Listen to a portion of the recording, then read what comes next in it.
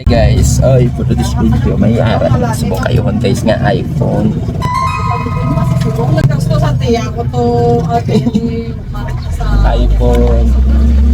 iPhone X mo, iPhone X. iPhone X.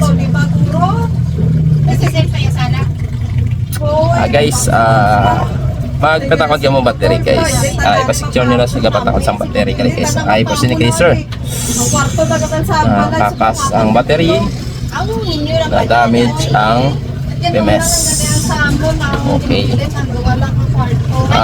Nakastoryanan namin ni sir nga ano lang, i-repair lang ang battery kag ang terminal. Kaya ang terminal sa phone may ang data nakadula at possible makayo ta magiging BMS, hindi ni siya mag provide sang percentage sa battery. Kaya ang BMS, ang data line sa battery is importante din na.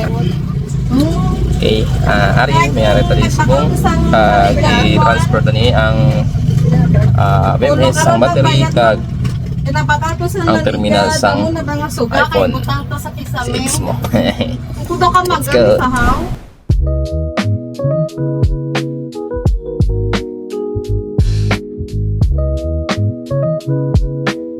Guys, tatapos na itong repair yung BMS sang iPhone X mo.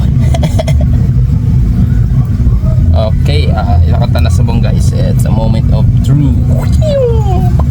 Alright. Ting ting ting ting.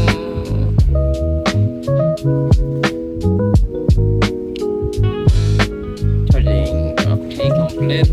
Alright. Alright. Ting ting ting ting.